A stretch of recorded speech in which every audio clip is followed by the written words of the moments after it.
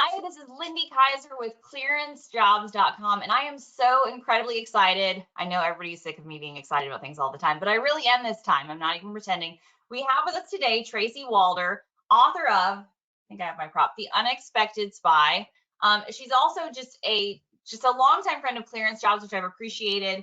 Former CIA Counterterrorism Center special agent, also was in the FBI, their field officer with their LA field office. She's a national security contributor to News Nation.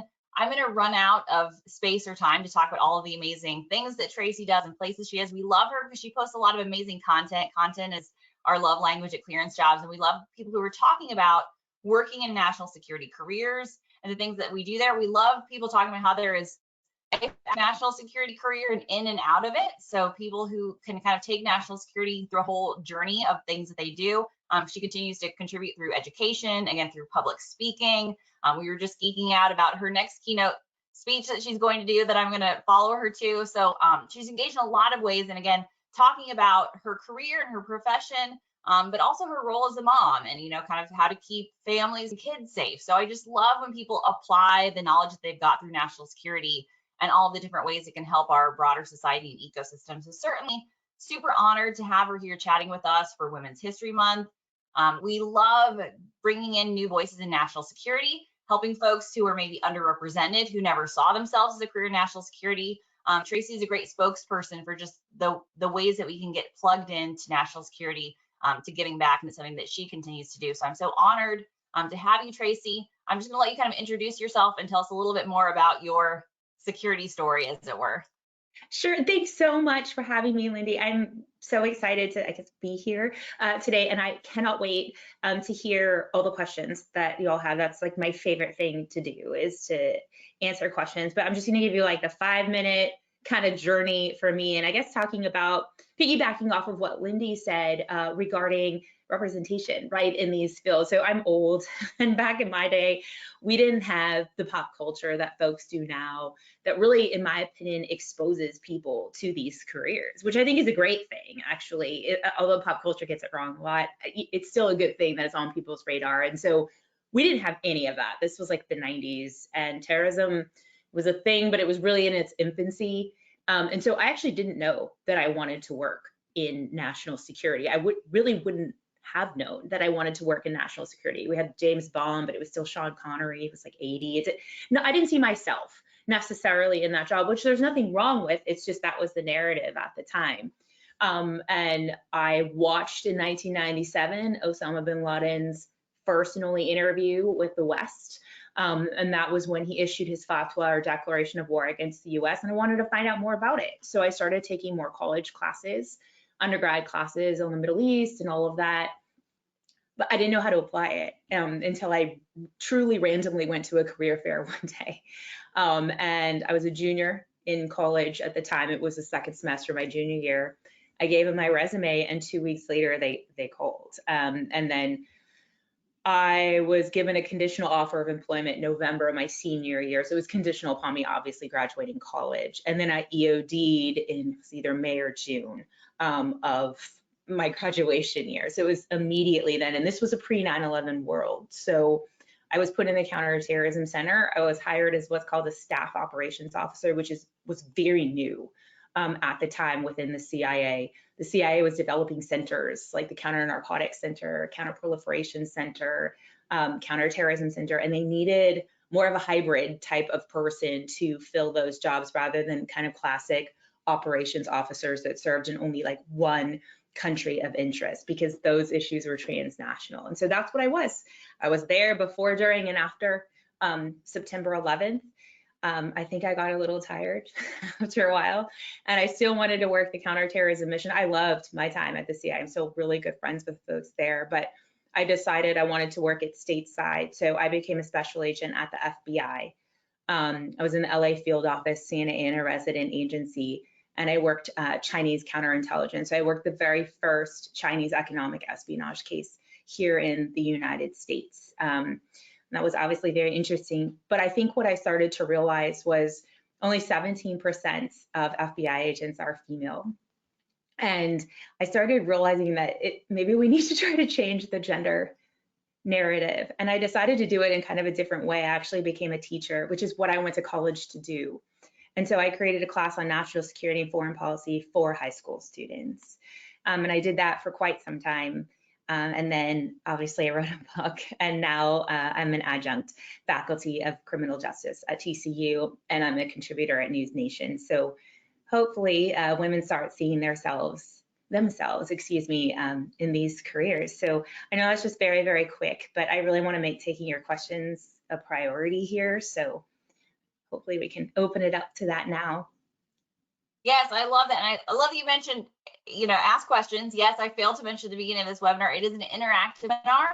So if you have questions, type them into the question box on the right-hand side of your screen or wherever that pop-up appears for you. Pop your questions in, and we will take as many of those questions as possible we can throughout this webinar. So definitely, as we see questions come in, we will get them over to Tracy, and she will respond to them. So I do want to start with a couple questions to kick us off.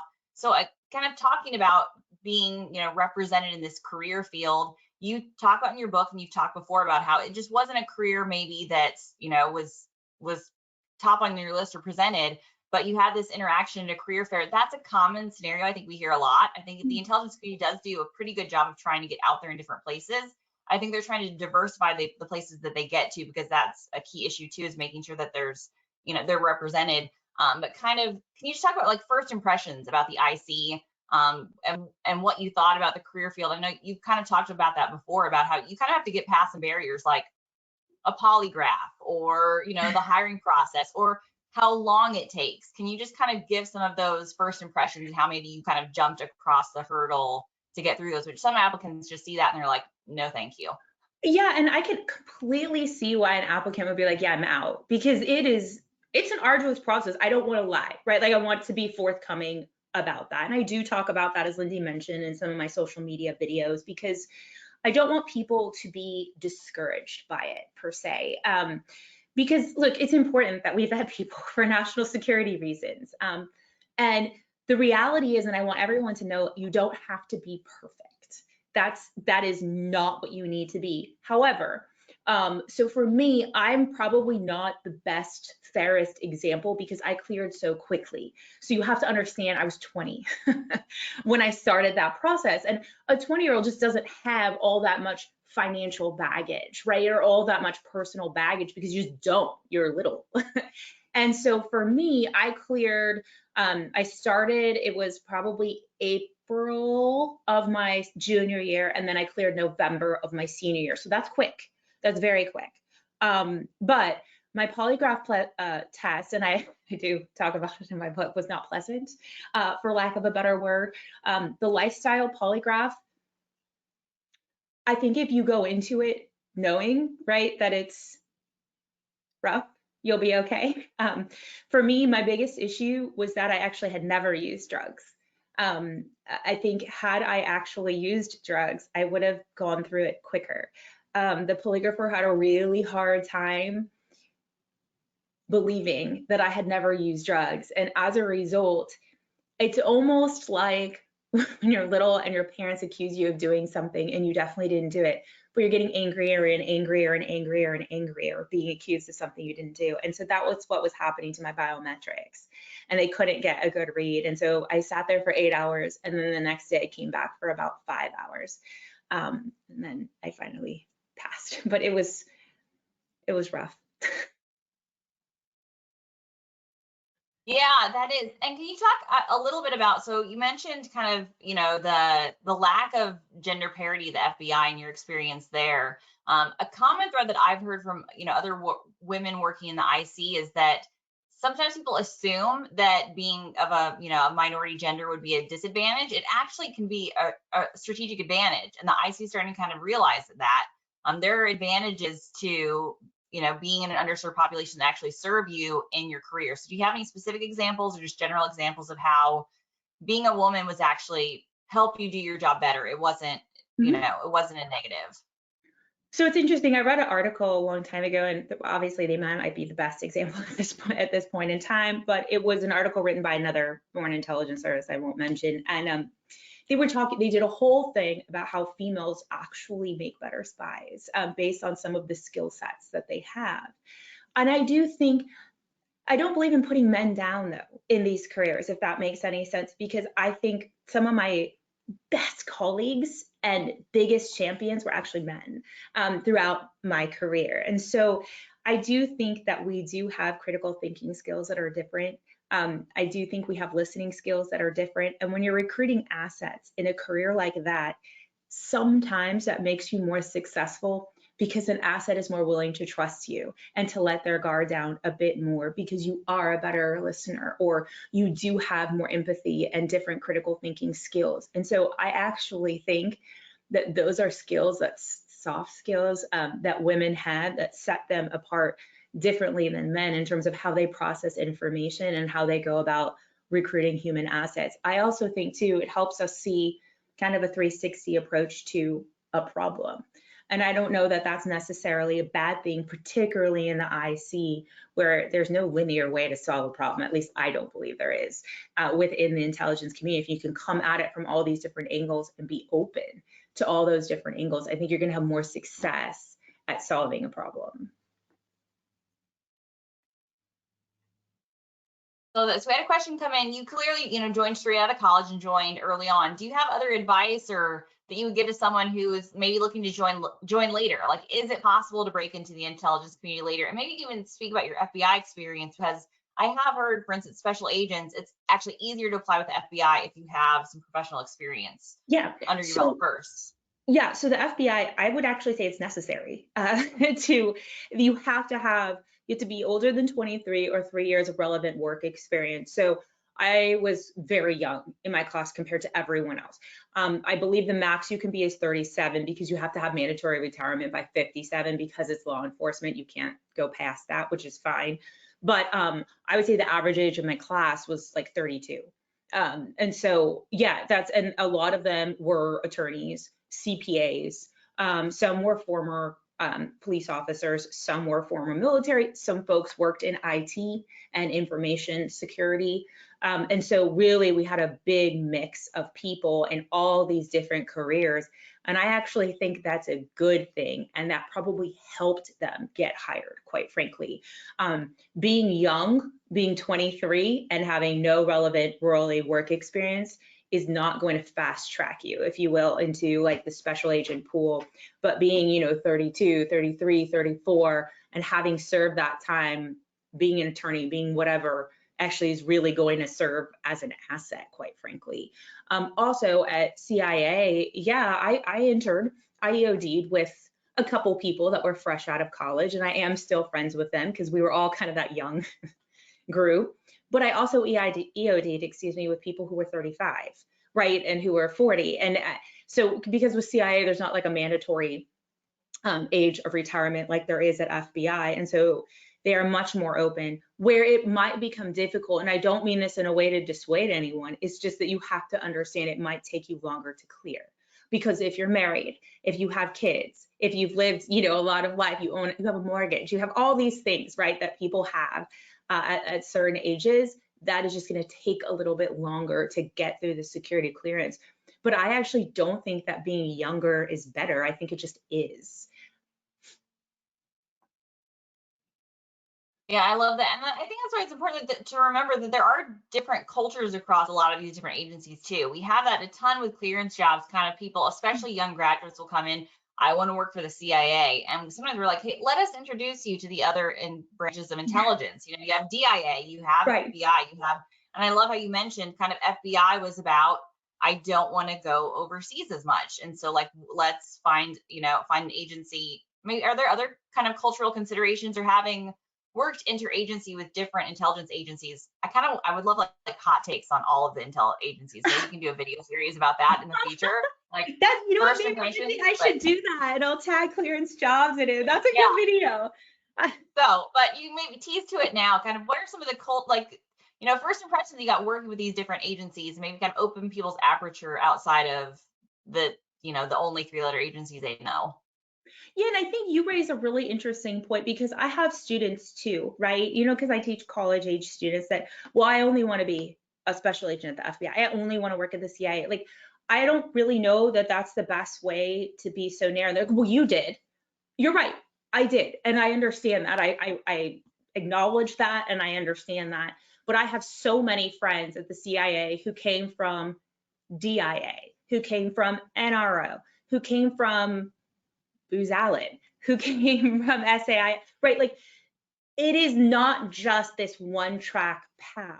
And sometimes working at those other 3-letter agencies or even the private companies make you actually more marketable to be hired, quite frankly. And so I think we can't be like so narrow in our focus. If CIA is your end game, I think it's great to have a kind of end point of where you ultimately see yourself. But I think the path to get there doesn't need to be so straight. I think in terms of culture, it depends, because I can only speak about my lived experiences, right, in dealing with these agencies. So I feel like it would be unfair. The biggest difference, though, that I can tell you is in terms of intelligence gathering, I would say that, CIA, DIA, different branches of Homeland Security, they were actually pretty similar because they all understood that they were intelligence gathering, right? And so that is the same sort of NSA, right? Like that's the same sort of mindset. The agency that was really a big outlier was actually the FBI, because special agents of the FBI are not intelligence gatherers. They're law enforcers. That is a completely different skill set, totally different skill set, totally different set of responsibilities. You are gathering evidence. You are arresting someone to get them tried and convicted. You are not doing that at the NSA, right? You're not doing that at the CIA. You're gathering information and intelligence regarding potential threats. One isn't better than the other. It's just that's a completely different culture and a completely different way of solving problems, I guess. Yeah, and so we have had questions coming in. Again, I always get distracted. My squirrel brain is terrible, but I did want to say t-shirts, our Secret Squirrel Sisterhood t-shirts in honor of Tracy and Women's History Month. We had these made. So the first 5 questioners, I will send you a shirt. So I'll message you. I'll get your email address. So again, if you have a question and you want to be entered for a chance to win a t-shirt, just say I want a t-shirt in the question box, and I will try to get you a t-shirt because I'm all in on seeing how many people I can outfit with light pink Secret Squirrel Sisterhood shirts. They're also approved for men. A coworker who's a man wore his today and sent me a photo. So just so you know. And on that note, Michael asked a question. Appreciate you, Michael. I always love to see it because again, the advice that we give to women, it serves men as well. Like it's not like we like you say the application process. So I am all about advocating for anytime somebody's underserved or needs, we need more representation. That's great. But like you are really great at commenting on this and representing for women, but also saying like we are stronger together and we definitely advocate for everybody in the field. So Michael had asked about what a typical day looks like. This is my favorite question also to ask too, but I know it's an impossible one for you to answer because there's no such thing as a typical day. But kind of talking about like overseas, and maybe I'm always curious about that because I think we get a ton of questions about that. Like, so how does it work for this? Do you get a lot of advance notice? Like when you had to go overseas for a mission, was it like planned out in advance? Was it like you got a go bag and you're going in an hour? What does that practically look like? So that's a really good question. And the answer to that is it depends. So first of all, you have to remember, I just want to orient everyone to the time, right? So you have to remember I was in the Counterterrorism Center before, during, and after September 11th. It was insane, right? Like it wasn't obviously normal in terms of how we respond to things. And so no, you weren't given a lot of notice. You didn't have rotations. Those were pretty much put on pause after September 11th because they really couldn't have people being overseas for 2 years who were in the Counterterrorism Center who like needed to be able to respond to other things, and especially in the job I had. And so I think for me, no, I was going all different places all the time. Sometimes I'd have a week's notice. Sometimes I'd have 72 hours notice, right? It just sort of depended. But things, in my opinion, at that time were much more responsive than proactive in terms of like planning these long missions, if that makes any sense, because it was simply the nature of the time, right? Like we had to adjust to be more like that. I think typically you're doing 1-year tours of duty or 2-year TDYs, right? So you have more lead up and more notice in regards to that, in terms of where you're going to live, in terms of, you know, where your kids might go to school, all of that, you're going to have a lot more lead up time. And it's my understanding things are much more back to obviously normal. Typically the centers tend to be a little more loosey-goosey about that kind of stuff because it's not a specific area of interest. It's a multiple area of interest, right? And so it really just depends on kind of what you're looking for. Yeah, and I think like I do feel like the intelligence community is, you know, is a unique employer, but I will say like they want to come alongside, you know, people working in there. I love when we hear stories or examples of like it's a really tough career as a parent, you know, sometimes, but there are elements of like when you have, you know, you have to work long hours, like you see people coming alongside you. And I think I have a lot of examples of like, you know, parents having to like juggle all of the work and all of the things to deal with working in the community. And it's not like it's not hard, but it is possible. And I think sometimes we kind of, you know, talk about it all the times, like it's all an all-encompassing mission. It can be, and it can be in different seasons, but there's also a lot of people who are kind of making it work and balancing it. Laurel asked a question about nerves and how you overcome nerves and how does the training help you prepare for that? Because I feel the same way, like, you know, you think you're going to respond one way, you're going to respond another. I know you've done a lot of videos about the kind of training they provide. Does the training help you overcome the nerves piece, or what strategies did you find were helpful? That's such a good question. I think every person is built to respond to catastrophes differently, right? It's kind of that fight or flight situation. My whole life, I've always been someone that remains very, very calm in like catastrophic situations. I can't explain why. I wish I could explain why, but I can't. And so for me, I kind of always had that, I guess, going like into my training. But I do think one of the things the CIA and the FBI, in my opinion, do an excellent job of is something called situational awareness. And that's something I tout a lot, talk a lot about it in terms of training, because I think it's the most important if you're going to be in the field. And that is putting you in contrived situations where you have to respond a certain way. And sometimes the element of surprise, they're controlled, so no one's going to get hurt, no one's going to die, but sort of training that instinct into you to be more of a calm person and seeing through the chaos of those situations.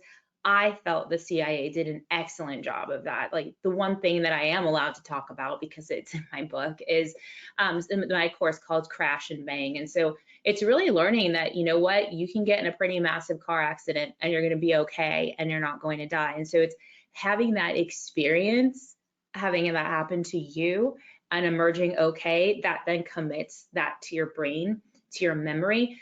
I don't think when, you know, before I went to a lot of places, but before I got sent to Afghanistan, I was nervous. I'm not going to lie and say that I'm not.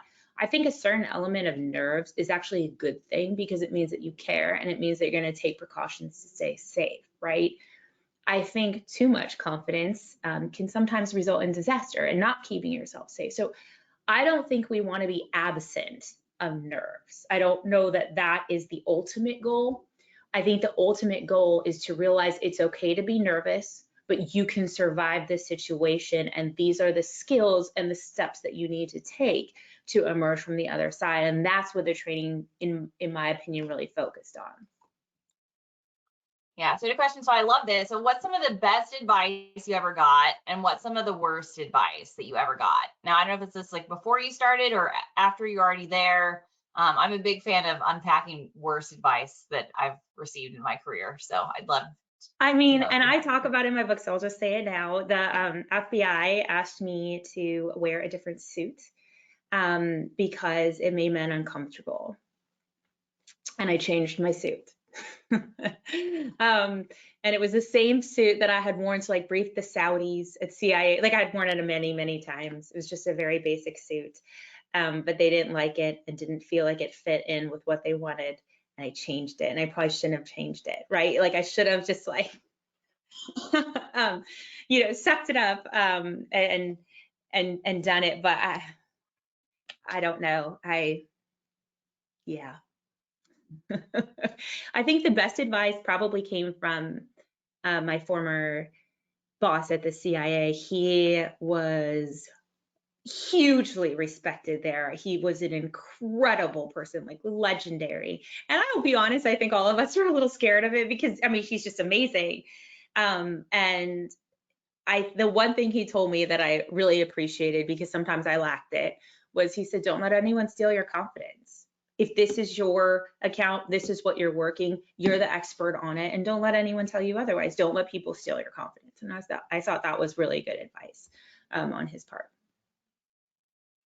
So can you speak to that, maybe the role of mentors in your career? Because I think that's important too. I think I'm a big advocate for mentorship and reaching out and up. And I always say, like, for women advocating, getting somebody to champion you is great. You don't always, it doesn't always have to be another woman as well. Sometimes some of my best career mentors in the Army were men who really looked out for me and took care of me and said, hey, this is, gave me advice from a non-gendered perspective, which I really appreciated. So can you speak to maybe some mentors who were helpful in your career and how people can find those and identify those?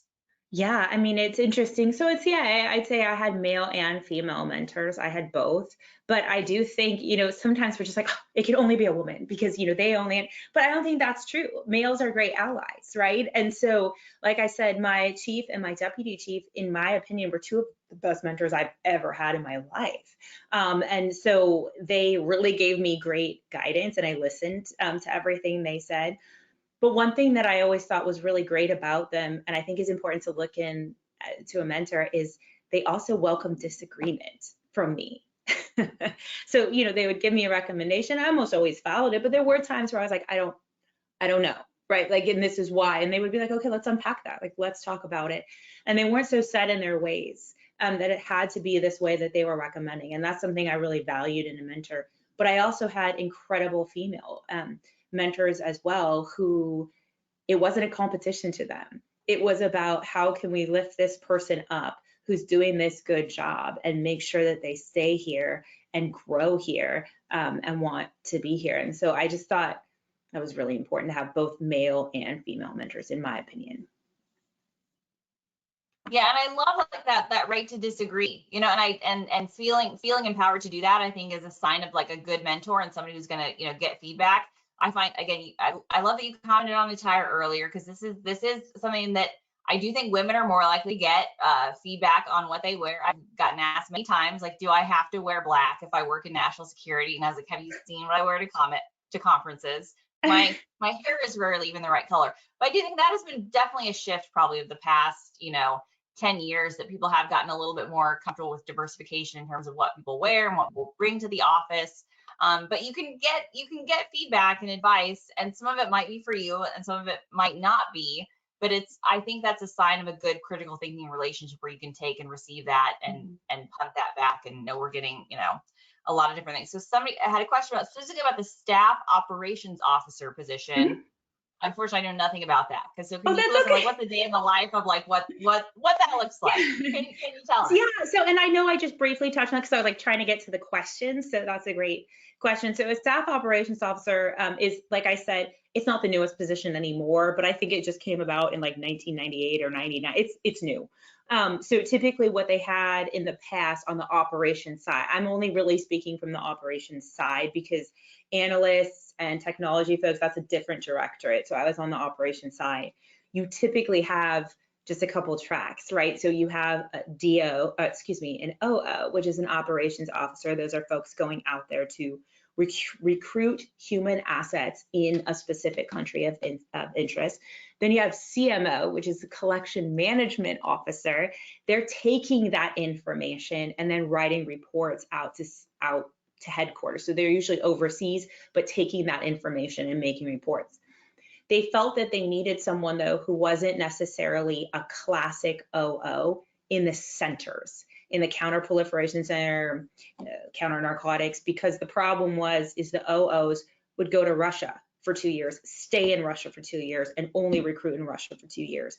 And that does not work in a center because there's like 80 countries that are of interest. And so the CIA got smart and was like, let's create this kind of hybrid officer within the Directorate of Operations that basically manages all of these covert operations that our OOs are running, but then can also run them in those countries of interest as well that are not just limited to that one country. And so it's kind of a hybrid Sometimes you're at headquarters, sometimes you're overseas. And I personally liked that.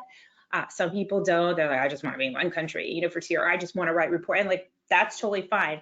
But there's something for everyone, in my opinion, which is what I think is so great, is you can kind of find your niche anywhere. But yes, it's a kind of a hybrid position, and you are working in sort of multiple areas of interest. Yeah, and speak to that a little bit. Your undergrad career track, I mean, that's something we unless you're like majoring in like Chinese counter, like there's some majors like, okay, clearly you want to work for the IC, but there's a lot more broad like liberal arts majors that just end up like serving the intelligence community. Can you kind of talk about career path? And I'm sure working with college students now, we get that question at ClearanceJobs often. Hey, what's an ideal undergraduate degree? I know. I get so crabby when I get that question, Lindy. So I was a history major, everyone. I wanted to be a high school history teacher. Truly, that was my main goal in life. So no, I didn't have, and at the time they were looking for Russian speakers and Spanish speakers. So I did not speak another language, and I still don't, because to send me to language school was 18 months. And once September 11th happened, they ain't sending us away for 18 months to go like learn Arabic. It just wasn't going to happen. Now, yeah, but not back then. And so I think the problem is, and if it's okay, this might be a longer answer, but I'd like to give an example if that's okay. So when I taught at the high school level, I had two students. One, I think her entire life wanted to work for the CIA. She spoke 4 languages fluently, went to arguably the best university in the US, had a 4.0 GPA, had done 1 million internships in embassies overseas, international, I mean, you name it, this girl had it. She didn't make it past the first interview. Doesn't work for the CIA. Another student, I'll just throw in my application. Why not? Went to a good school, one of the better schools, but certainly not, had like a B+, A-, grade point average, good grades, was an engineering major, didn't speak another language. She now works at the CIA. So I love to give people that like comparison, because we get so focused on this track. And now that I reflect and look back on like the two of them, the student who didn't get in, her soft skills were not nearly as developed as the student who got in. And I ultimately think that that's what got that student the job, and not the other students. So you can check off all of these boxes, and look, I don't think it's a bad idea to look at CIA's website, and see what critical languages they're looking for. I think certainly that's going to give your resume sort of a step up if you do speak one of those languages. But if you don't, I don't think that means you just don't apply. So I think being open to different career paths, I think there's an expectation that, if you're an IR major or, any of those things, that you're going to have a little more knowledge about what some of the interview questions might be, but it can only get you so far. Sorry. No, I mean, no, I love that. We get that, again, feedback often. And that's what I do try to remind people, like the national security community is bigger than working for one agency. I hate when I talk to it makes me sad. I don't hate it. It just makes me sad when I see young people putting all of their eggs in a single agency basket when, as you mentioned earlier in the call, like Booz Allen, Parsons, there's a lot of commercial, like startup opportunities even to do innovative things. And I think the government is getting a little bit better. They call it a jungle gym now. So I've heard folks say, which I really like swing back and forth between different opportunities. It's much less likely to see somebody spending an entire career with the CIA than it used to be. Yes, So we're winding down our time. If you have a last question, jump it in. I did want to ask a little bit about social media, which is a hot topic. I'm getting asked a ton at ClearanceJobs. Okay. Why are you on TikTok? And we have a thing like we were producing content, but it's not for the IC. But the funny thing is, a lot of applicants who come to ClearanceJobs say, hey, kind of to your point, people are erasing their social media profiles before they apply. And I don't work for the CIA, but when I see somebody who has no social media, I instantly assume that they clearly must work for the CIA because they've deleted all their social media. So it's kind of weird advice that the intelligence community tells you not to have any of these profiles. But that's honestly sometimes for me, who pretends I work for the CIA, even though I don't. I'm like, clearly you must, because I can't find your name anywhere. You must work for the intel. My friends that work for the CIA still do have social media profiles. I'm not gonna tell you who they are because I obviously follow them and they're undercover, but like they totally post their kids and stuff on like Facebook and Instagram, right? Like, and I'm like liking their post, like it's fine. I think that the government does not allow them to have a TikTok, which I understand and respect, and I think that that's a good idea. I fought it for a long time, but I made the decision, obviously I'm not in the IC anymore, to be on TikTok. And here's my reasoning why. I absolutely think TikTok is a problem. I do. I'm not going to get into like the specifics of that, but I do think it's a problem. But I can either use it as a source for correct information or just allow the misinformation to flourish and hope that people, find me and find my page and, listen to the facts that I'm giving rather. And so that's kind of the decision that I made. I think in terms of the hiring process, here's the thing, you can delete your social media till the cows come home, but people have probably saved videos and things that you've made, and they're all out there and they all exist. So in my opinion, I don't know that I would be deleting it completely, but if there's a picture of you doing a tequila luge at a party, like maybe delete that, right? Like, I don't know, but here's the thing, the IC knows that people drink, right? Like this isn't, and so I think sometimes we create this process in our head, and I think I said this before about perfection, that you have to be completely perfect to get into these organizations, and I think that that's untrue. But if you're on there making statements against the government, I think we can all use our common sense, but I don't know that you need to like completely delete your social media. Yeah, I think a common thread that we've seen from this is there is no one clear path into the IC. And it's probably the more you try to be the perfect candidate, unfortunately, sometimes the more that can work against you. It's good to be informed, it's good to understand. But I mean, I love the example about how having not done drugs is your biggest issue with the polygraph, because we find that the cleaner your background sometimes, the harder it is to pass some of that stuff, because they will come up against that even harder. So if you spend your whole life trying to be perfect, the reality is that's not necessarily going to make your path easier into the IC.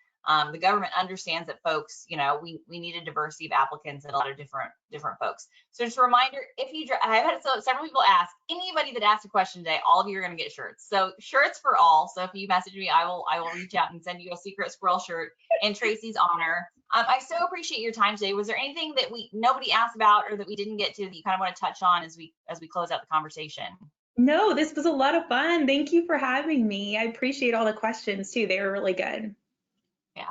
Well, I so appreciate your time. Again, Tracy Walder, she's the author of The Unexpected Spy. I will see her keynoting at NCMS, probably keynoting at other places. Follow her on social media if you don't already. I do think it's great to see voices of folks who are kind of outside of the direct line of the intelligence community, which is kind of how ClearanceJobs sees herself. We're kind of an aggregator and trying to provide information and resources and assistance, because our national security community does need amazing people and amazing voices, and you do so much to help people do that, to help protect kind of the average American and keep us safe in terms of the content that you put out, and continue to give back. I think it means a lot to a lot of people, and again, we've been fangirling, and we're just going to say it. We just really appreciate you taking the time and chatting with us and being a part of our ClearanceJobs community so much, Tracy. Thank you. Thank you so much. Bye, everyone. Bye.